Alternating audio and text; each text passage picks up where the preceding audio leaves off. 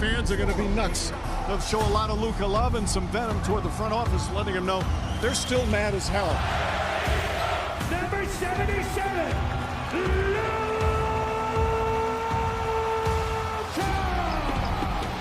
So many emotions, and went out there and just played basketball.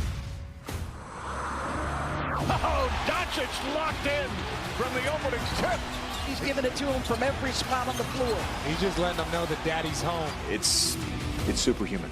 A night for Doncic that began in tears and it ends in triumph. You're watching NBA Countdown, presented by Hennessy. Luka Doncic has a flair for the dramatic, somehow elevating his game when the lights are the brightest. Case in point, his monster 45-point game in his first trip back to Dallas earlier this month.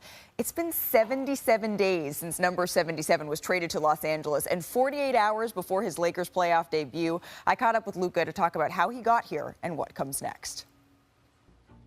Luka, what's your good side? Or both. You say both sides are my good side. You hang up the phone the night you're traded, and you threw it? Yes. Do you have that phone? Yeah. You still use that phone? Yeah, it still works. What a blockbuster to drop on a Saturday night. Shell shocked. The biggest shock that I've ever seen covering the NBA all of these years. The L in the Lakers stands for lucky and for Luka. Action.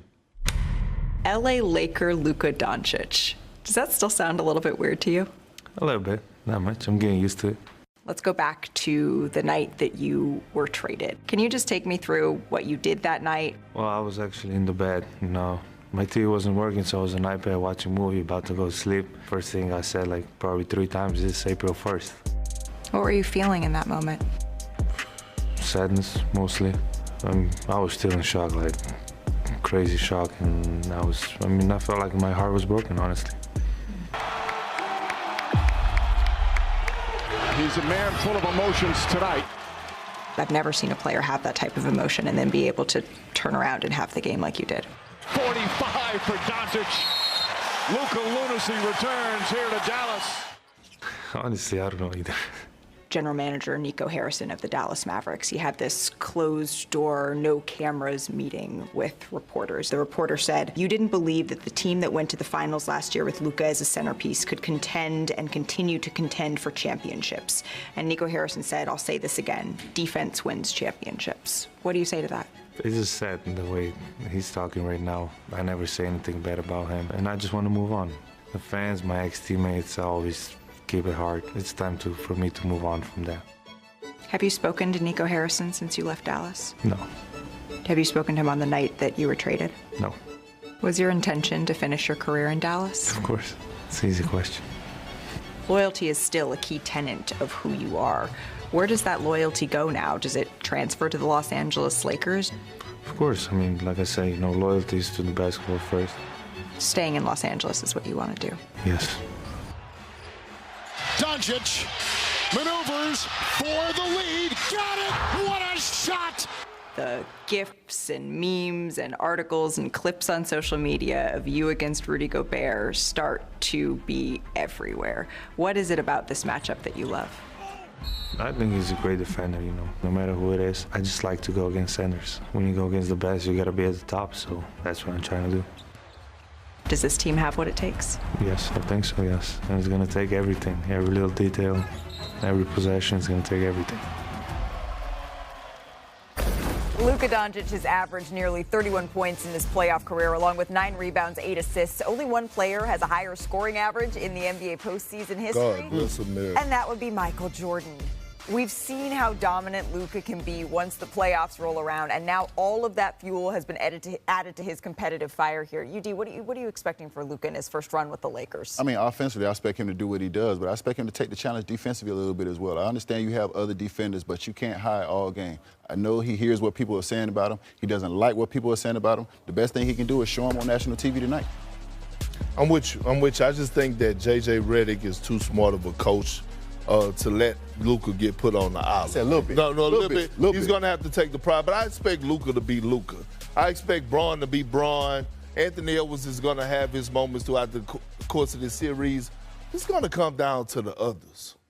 Austin Reeves, Rui, Julius Randle, Dante, those are going to be the deciding factors on who win this series or not, right? The stars are going to be the stars. But when I look at a guy like Rui, I'm looking at it and I'm like, okay, you probably be the matchup for Julius Randle, because we still haven't talked about that. One of the biggest, right? strongest defenders in the league. Yeah, and so it's like, you going to put Braun on them? Like, these are things and that I'm waiting to see the adjustments that's going to be made. What's up? Well, the Minnesota in attack mode, Julius Randle, the Julius Randle that needs to show up in the postseason is not the Julius Randle we're accustomed to seeing in the postseason. It's the Julius Randle we saw in the regular season when he was a New York Knick. Obviously, he was hurt last year and didn't participate, but times in the past, he tailed off because he would rely too much on his J as opposed to attacking the basket. He doesn't need to do that in this series. He needs to be very, very aggressive, and he needs to put the Lakers on notice that you have to guard him. The reason why is that if he's not able to do that, that allows you to cheat a bit more and focus even more on Ant-Man, which is going to make it more difficult for him, and you don't want to do that. That's why he's such a key. Ant-Man had Karl Anthony Towns, the best shooting big man in basketball. He could step away from the basket and really, really hurt you, and you had to guard that.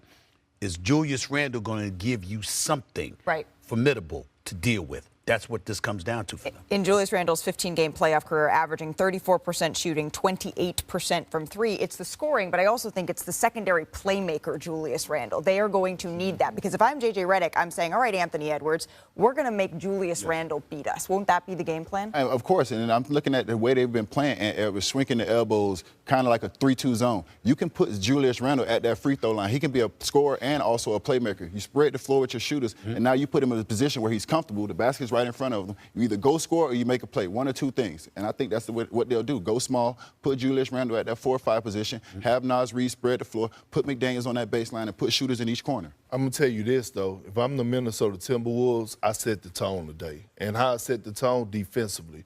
Y'all remember that series last year against the Denver Nuggets? Who was frustrated? Who they had throwing the hot packs at the referees? It was Jamal Murray, because they was picking up 94 feet. And so when you look at what they have personnel-wise, starting with Anthony Edwards, Jaden McDaniels, that athleticism. No, you make Luka, because remember, Jaylen Brown won Finals MVP not because he led the team in scoring, because he made Luka uncomfortable. You wear him down. You wear Braun down. You have Austin Reeves playing on this hill. You junk this game up if you're the Minnesota Timberwolves. But I'm not disagreeing with you. What I'm saying is, however, LA's personnel is a bit different than Denver's. You had to deal with Jokic. Of course, you're looking at Jamal Murray, and all of a sudden you're able to key on them defensively because you got size and McDaniels and the rest of the crew and Nas and all of these cats, and you're going at them. Against the Los Angeles Lakers, LeBron is 260. LeBron could play bully ball, okay? So because he could play bully ball, what is Luka? Luka's 6'7". Luka's got some size in him along with the skills. So the kind of things that you were able to do against Denver, you can't necessarily do against them. Here's what I think it should happen, Big Perk. The Lakers are relatively undersized. That's what they say, right?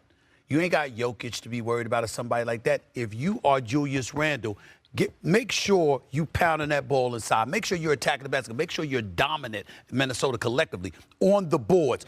You get second shots, and you make sure the Lakers don't get any. Those are the kind of things that you need to do in order to win a series like this against LeBron and Luka. With that starting lineup that the Lakers have been rolling out, that smaller starting lineup without Jackson Hayes, they've been pretty successful still against these bigger teams. Yeah. You know why? Oh, go ahead. Others. The Gabe Vincents, the Rudy Hachimuras, the Finley Smiths, the Austin Reeves, the other guys have really stepped up and started in their role as the Lakers have made their run in the second half. But the reason that lineup been successful is because of LeBron James and what he's able to do without the basketball, playing the center position, anchoring that defense, right? Like, we talk about how great he is offensively. Defensively, when you have LeBron James on that back line, it's a difference maker. He can't be the best big man on the court. You got to make sure if you're Minnesota, he's not the best big man on the court. Well, speaking of best big men on the court, Nikola Jokic, he had a historic season, but Kawhi and the Clippers, they've been one of the best teams in basketball. What will be the deciding factor in this series? That's next on NBA Countdown. Xin chào mừng các bạn đã